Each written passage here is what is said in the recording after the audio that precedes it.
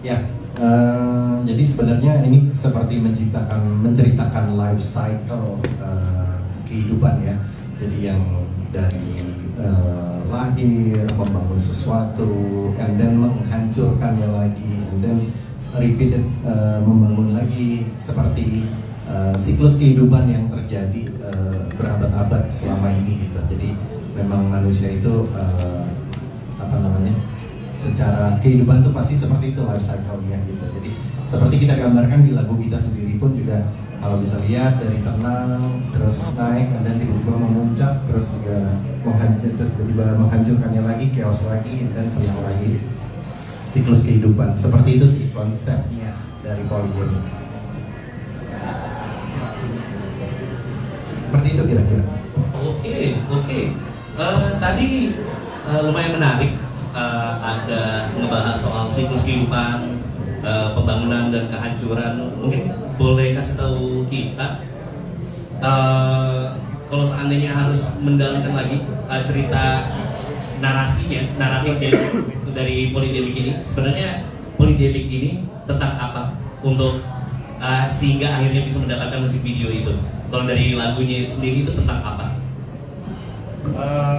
Kalau kita bilang kata-kata dari polydemic itu sebenarnya terdiri dari dua kata ya, yaitu polyrhythmic dan pandemic gitu. Jadi kalau polyrhythmic itu sebenarnya sebuah permainan ketukan ya. Mungkin dia bisa jelaskan. Oke, polydemic itu jadi dari polyrhythm itu dari dua pola ketukan yang berbeda bisa lebih dan dijadikan satu.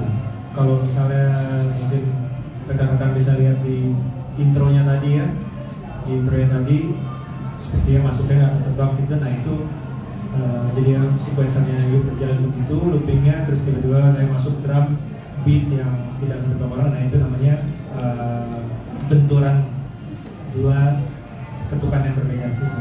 Jadi ya, dan di situ juga misalnya Iu mainkan metronom misalnya di 100 berapa ya, misalnya 130 lah gitu, misalnya ya. Terus saya main di tempo yang tidak sama dengan Iu gitu.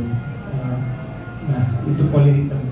Jadinya poly dari polyrhythm. Kalau demicnya dari pandemic bahasa Inggrisnya pandemic. Udah jadinya karena kita waktu buatnya pada saat pandemi, kita buat sesuatu yang mengandung unsur polyrhythm yang kental dan di saat pandemi, jadi akhirnya namanya polydemic. Oke. Di saat keterbatasan gerak satu dunia, justru di situ malah meledak juga kreativitasnya ya. Tapi ngomong-ngomong soal pandemi, ini kan dibuat saat lagi ada wabah.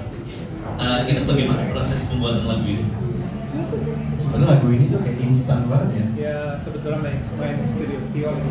Kebetulan ya siapa sih nggak stres di saat pandemi gitu. Jadi ternyata pelampiasan kita ternyata di musik malah works banget ya. Yeah. Gitu. Jadi ya Tio lagi main ke studio waktu itu dan Tio lagi main ke studio waktu itu, terus saya tunjukin ada beberapa sampel. Mungkin kita bisa bikin sesuatu dari sini.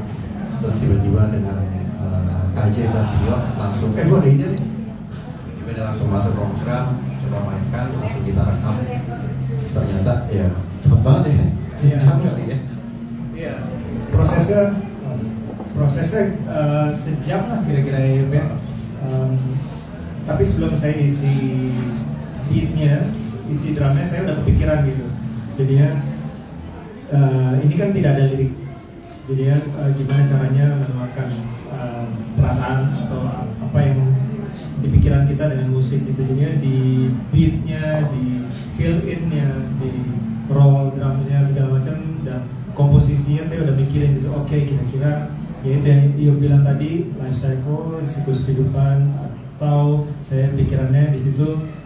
Oke, kalau lagi pandemi gini bisa-bisa nanti malah kehidupan yang tadi tenang-tenang aja, seperti musik yang awalnya lumayan tenang-tenang aja, tiba-tiba terakhirnya dengan beat yang 2 kali lipat, maksudnya di situ juga dari LED-nya, dari screen di belakang ketahuan dia hancur gitu ya, jadi yang tadi tenang bisa menjadi porak-poranda gitu. Seperti itu yang ada di pikiran saya waktu isi drum begitu.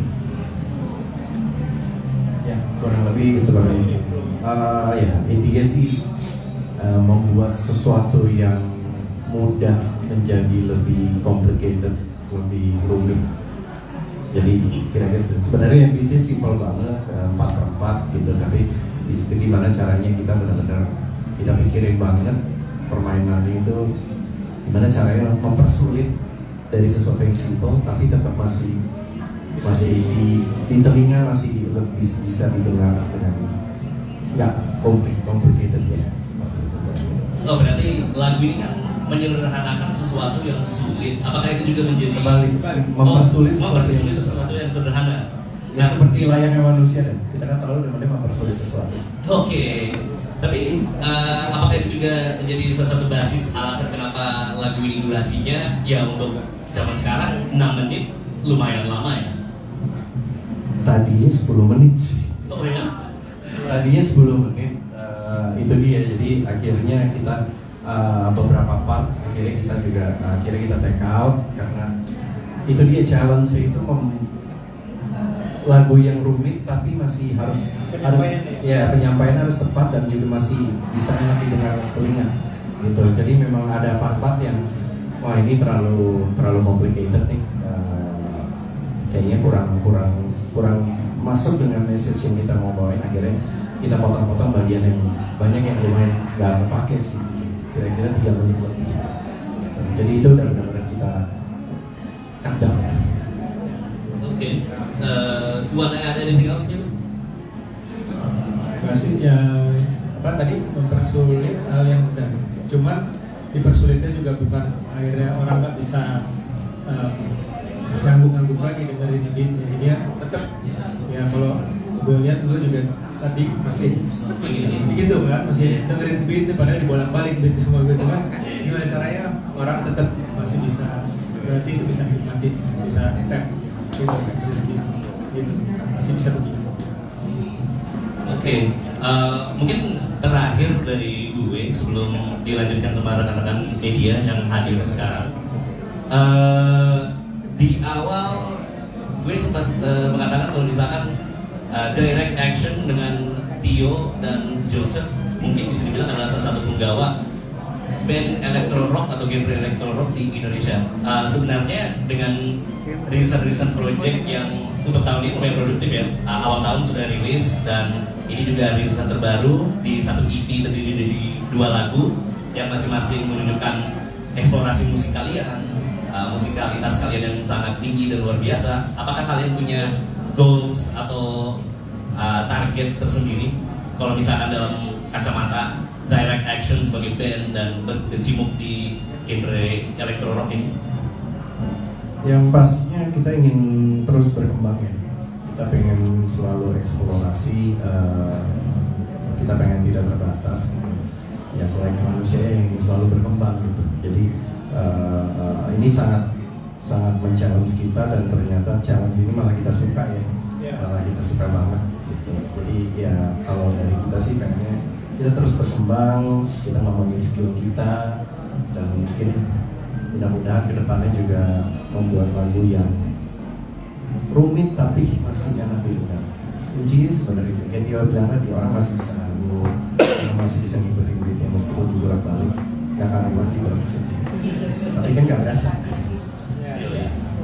Jago lah ya.